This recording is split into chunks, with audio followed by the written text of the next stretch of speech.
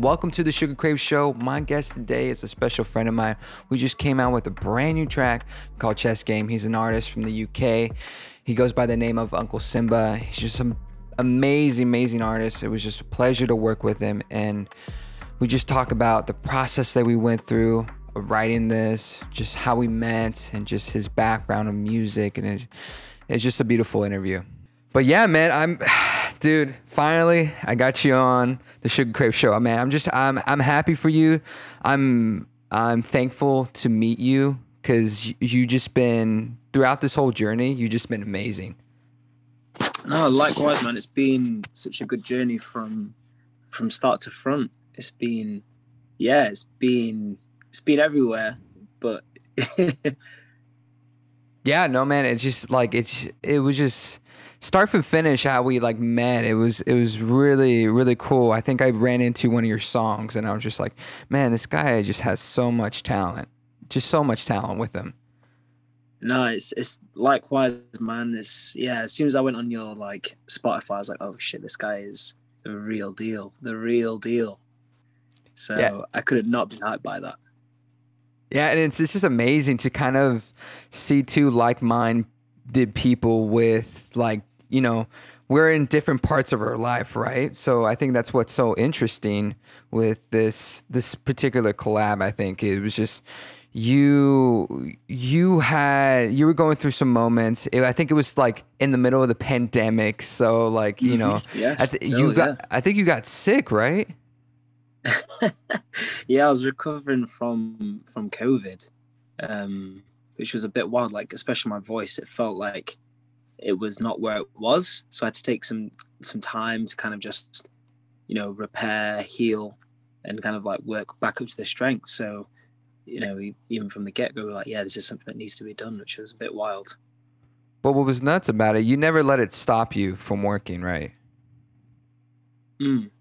Yeah, it kind of just gave me extra motivation to get my voice back on track. Like, I think before that I was like, oh, I don't quite know where it is. You know, is it what it was? And then, you know, gradually working through it, like you pushed me a lot with, you know, some instructions. So it was good. It feels like it's stronger than it was before. Yeah, no, man, you can hear through the track itself. It's just like it was really cool. Even the first draft that we went through, it was just amazing. You put like kind of like a canvas, and I was just like, wow, okay, I can see where he's gonna go from there. Okay, let's tweak this in here. And it was just so great because you not only followed it, you even put a little bit more of your style, more of your emotions to it. And I'm just like, man, dude, this is crazy. It's just crazy.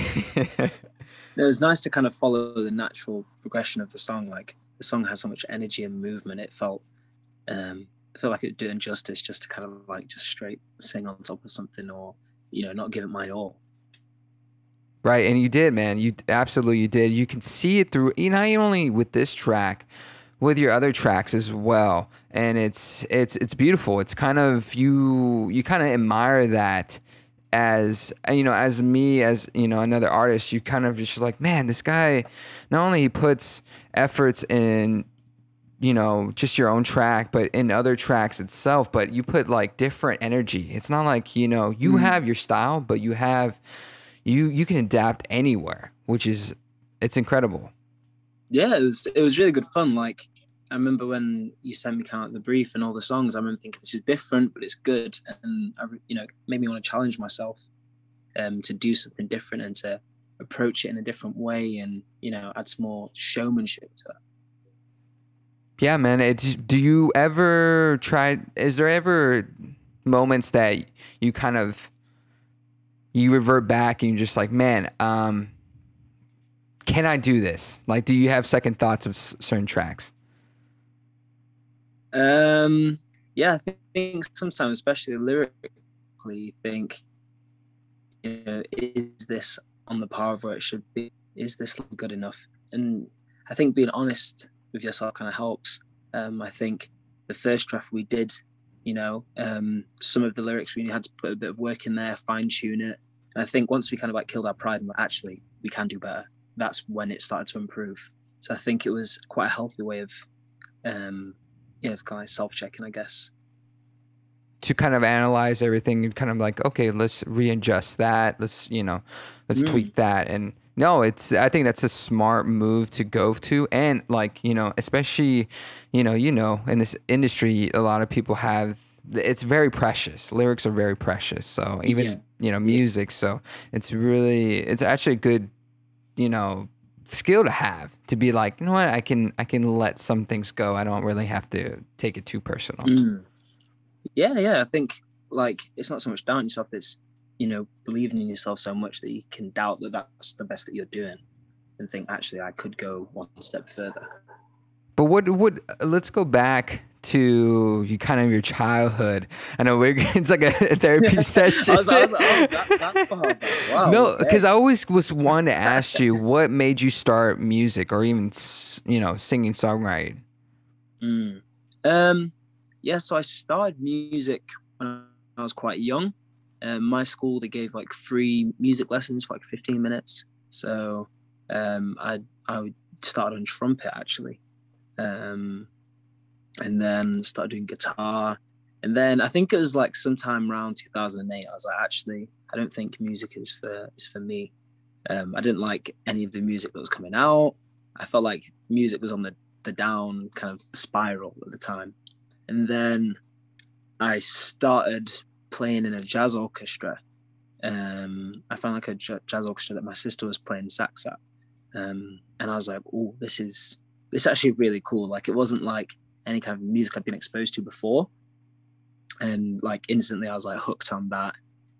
Played in that orchestra for a while. And it kind of like really lit the fire for music. Because it was kind of like the music that I wanted to do, instead of like before that was mainly just classical. So yeah, once I kind of got exposed to what I wanted, then it kind of led me on this path of, oh, now I just want to do extra music or my own music, or and kind of followed it that way. Wow, that's incredible. You almost quit music, and then you came back with the jazz, and just that's incredible. That's honestly incredible that you kind of came, because a lot of artists have that feeling of, am I able to do this? I have no inspiration and all this stuff, but it's awesome to kind of get revived with the whole, even going completely different. But I can now sense your style too, now that you do have some side of jazz with you. Yeah, I think it's so melodic, so like harmonic as well. So I'm just a big fan of it. So yeah, for me, it was completely different to the music I'd been exposed to before that as well. And I was like, oh, this is what learning an instrument or playing in a band could sound like. And then I kind of internalized that to, well, what could I make a band sound like? So even with the show we just did, 10-piece band, and that's getting close to what I'd want. In my ideal, I'd have like that jazz orchestra kind of set up. But, it's baby steps. How was that process of getting all the band members together? What, like, give me some detail of step by step how you got everybody together to do that show. Yeah, so I already had some people that we'd done a few gigs with already. The guitar, keyboard, drums, bass. So we're kind of sorted from that kind of spine of the band. Then it was just kind of expanding it. So, we're going to add horns. So I messaged out someone I'd done a session with.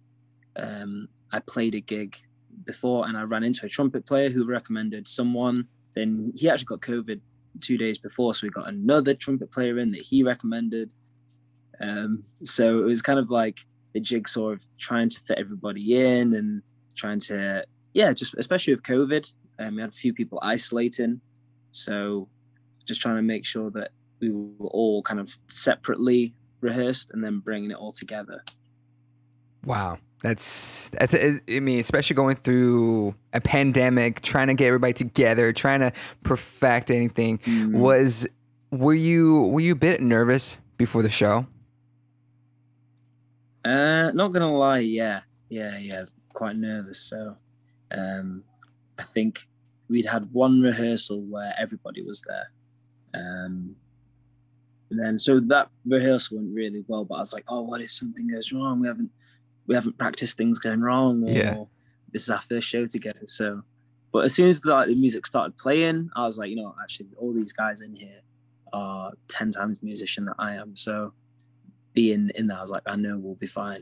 Like I was almost in their hands.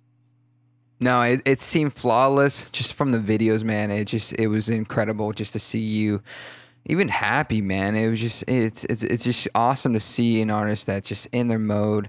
They're just like reviving and just like you could see the crowd and they're feeding off the crowd. Like I don't think I've ever felt that before, and I just I can feel the energy just to see, just from your face. I keep dreaming about it. Right. Just not moment. Yeah. But there's always going to be more, man. I see that you know, this is just the first show. You're going to have way more. Yeah. I'm excited, especially with this group. Expand on the group, get a few more people in, a few more instruments, and I think it really helps, especially on like with chess games. Without the horn section, it just kind of wouldn't have been the same. Whereas, you know, I think adding an extra layer strengthened some songs so much. And I think, yeah, it just kind of went perfectly.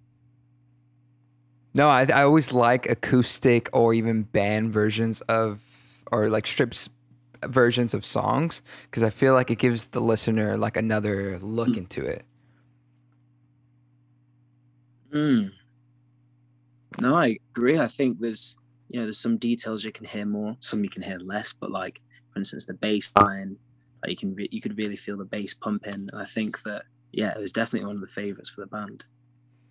And then with all that and all the process of that, what's like the next step for you? Like, what's like the next goal? You're like, man, I really want to get this done. The next project. Well, it's festival season, so want to get one of those tied down would be great. I think it's a good group for festivals. In terms of this, the size of the band, the energy we've got. I think that festival would put on a great show for everyone. Yeah, I think it'd be amazing. Well, I will apply for your DJ. I'll be your personal DJ for your festival if you ever need one. Look, I don't want anyone else up there. I don't want anyone else up there. Just imagine that we go to a festival and we just play that. I think that's my dream, just to be the producer and just be like a DJ drama and just play it for artists. I don't give a shit. Stage hopping and everything. Yeah, just pump up the crowd, be like MC, just like it just be cool, man. Just seeing like the videos of Lollapalooza, you're just like, man, things are back. Yeah, it's a bit surreal, isn't it? Right. Is it? Did you feel a little bit antsy when there was people in front of you at the show? I think. Yeah, a bit, because the last few months have been seated shows. So seeing people like, packed into the front, I was like, yeah, that's what it's like. Like, it's not normal to see just a table. So I think that was really, at first a bit jarring, but as soon as the music started, I was like, oh yeah, so much better than seated gigs. So you prefer that kind of style rather than that whole seated style? Yeah, 100%. You can interact with people more. People can interact with each other more. Yeah, it was like a great environment for people to meet people and make friends. And so I think that's kind of what it's all about, is bringing people together. Yeah, and I guess it depends on the energy you're putting in your music. Like if you're gonna do like an acoustic version of it, I think it'd be cool to have it a more intimate vibe. But if you're gonna have like a live band, do more the merrier, because then it's gonna be more exciting. Yeah, for sure, especially now that we're all kind of getting used to being around other people. It's just gonna get amplified, which is lovely. People kind of really appreciate live music. Yeah. I know since we've been so gone from the live music, was it just when coming off the stage, were you just like, were you just kind of like relieved and kind of just like, man, this is what I missed so much? I was sad that it was over. I wanted to play the whole set again, if I'm honest. Really? Yeah, I think that was kind of my overriding feeling at the time. But it did feel, I think, more at the beginning. That's when I noticed it more of how good it felt. Like the first few songs opening up, and you can kind of feel that energy. I think that was when I realized the most. And then after that, it's just immersion. It's the kind of, I don't know how you would say it. You know, sometimes you will say it after, like, you know, if you go to a festival and you're taking drugs, there's like you're not your dopamine, but it's like your stimulus goes down. And so people, I can relate to that point. Not from performance wise, but I can relate, like, you go into a show and your dopamine's just low and you're just like, you're bummed because all that excitement is just gone.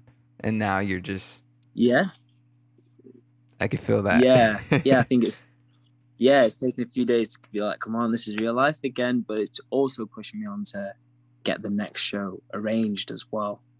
Because I think I couldn't, especially after that night, I'm like, I can't not do a show of that size again. Like, it has to be done. Do you ever get the same feeling when you write in the studio, like in a recording studio? When I write, that's a good question. When I write, not so much. It's more when I'm alone that I kind of connect with my lyrics the most. Or when the song is finished, I'm like, okay, now let's read it through.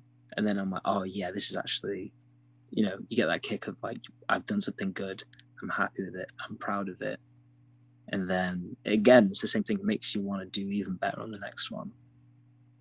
Yeah, I would say the same thing, but I always think of the afterwards. So when the song's like finally done, I look back and I'm like, oh shit, that's like, it gives me chills. Like sometimes, like in the middle of like production, like if I find like a really cool, like for instance, like Chess Game, when the drop hits, that kind of gives me the chills. Like I'm like, okay, we're onto something. And I honestly, I think that's what Chess Games gave me, just from the start of it to the whole storyline of it. I was just like, man, like Joseph did such a great job painting what he wanted to for the audience to vision.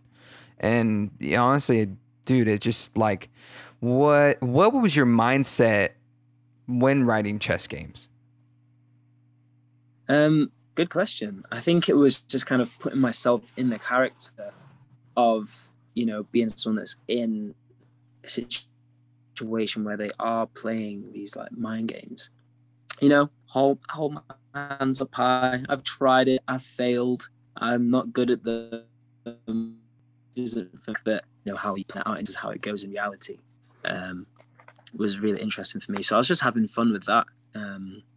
And kind of, you already gave me the great analogy of like being like a chess game. So I was like, well, yeah, this is something I can follow. So I just quickly downloaded the chess app on my phone, started playing little bits, and then some bits just came organically.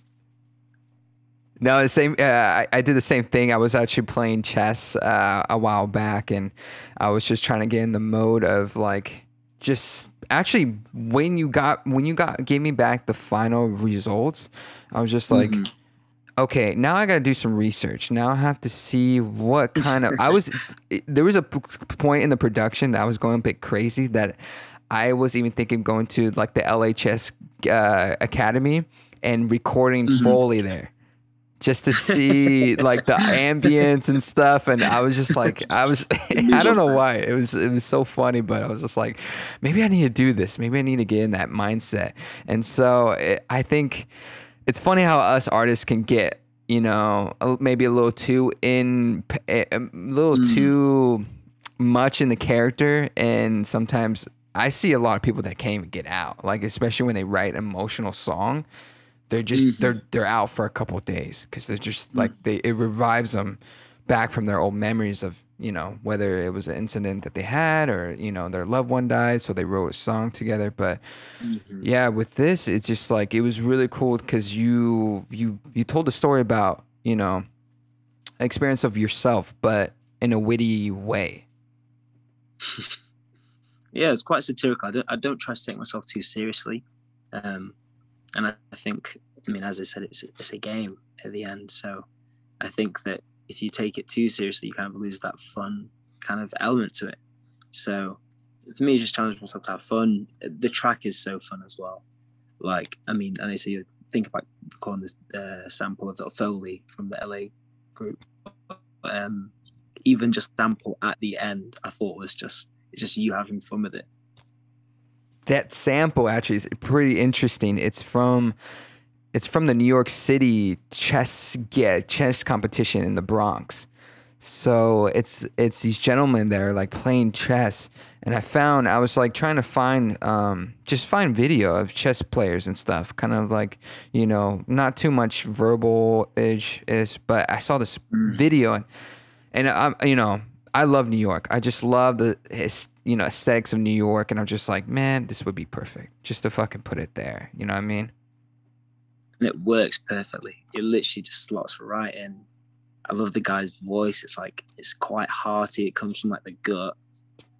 Right. It's just like, you know what I mean? It's just one of those old school kind of like, it reminds me of the 20s. Like those announcers like, here, get your newspaper here. And he's like, up again. Exactly. And it's just like, it's awesome. It's, you know, I'm just thankful how you know, just to have you, man. And just like, what a pleasure it was to work with you. It was like, it was the easiest from start to finish. And what was crazy is like you're in like in the UK and I'm in the opposite side of the world, and so it's like how we worked, it was nuts. It was like, it was amazing. I know, it was amazing that it was that easy with everything that was kind of not against us, but you know, all the factors that were like making it more difficult, but it really didn't make it more difficult at all.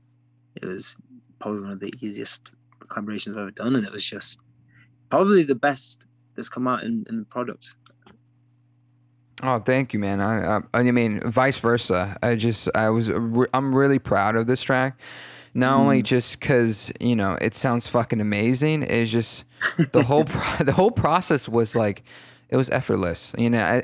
I believe it's because, you know, I had so much trust with you. I was just like, you know what, man, go have fun, do whatever you fucking want. I think that was a great thing about all of it. We were both just having so much fun with it. Like, I think we didn't take ourselves too seriously, and in the end we came up with like a seriously amazing kind of project because there was that freedom within there. And I think, yeah, I would recommend everybody out there, just if you work with people that you trust. Don't work with people that you're always going to be hounding up. And I'm learning that recently. It's just like, work with people that you really fuck with, and they trust you and you trust them. No, I 100% agree. I think just the simple process of getting to know each other first a little bit. When we first met, we just had a Zoom call. We chatted on Instagram a few times, and instantly there was that connection there. I think without that, it would have been so not unworthwhile, but I think that definitely made it, for me, one of the best aspects of it. Yeah, I mean, it was also, it was great to know you beyond the music. I think that's the most important thing to even have. I mean, also you kind of have to have a, you know, a business approach to it, you know, business manner, but in a way it's lovely to have like a personal kind of like a friendship. Like, honestly, I would say you're a really good friend, and just amazing. I just admire you as a person itself. So that's what. Likewise, man. It's crazy. I talked the other day saying how it's crazy how close we've become, saying that we haven't actually met face to face. It's a bit wild. No, I know, this is crazy. But when we do, it's gonna be awesome. We're gonna have a couple brewskis. We're gonna, you know, shoot the shit. Of course. Hopefully, we watch a football game, and yeah, man, I'm just honored that we met, and dude, I'm just glad, man. Joseph, you're fucking awesome. So, go guys, go check out Joseph. Joseph has amazing music. You any upcoming releases or any any gigs you're gonna have? We've got a remix coming out in a few weeks of Middleman that's already come out, so that'll be a nice little flip. Awesome, By my awesome. boy Enrique. But yeah, that's it for now. Well, dude, well, we gotta link up again. I'll have For sure. I will have to do like I was thinking about maybe we doing like acoustic version of Chess Game, Okay. Kinda like- Yeah. like We MTV were doing Unplugged. It was crazy because me and the guitarist from the band, we were like on the first rehearsal, it was just me, him, and the keyboard player, and we were playing acoustic, and it sounded amazing. Oh, dude, So- awesome. Yeah, It's good- wink, it's good wink, work. everybody. Stay tuned, and stay tuned that we're gonna have a music video for this bad boy. Soon come. Yeah, I can't wait. Well, thank you, Joseph. And guys, Chess Game is out now. Go stream it everywhere. And amazing. Thank you, bro. Imagine there's a below link.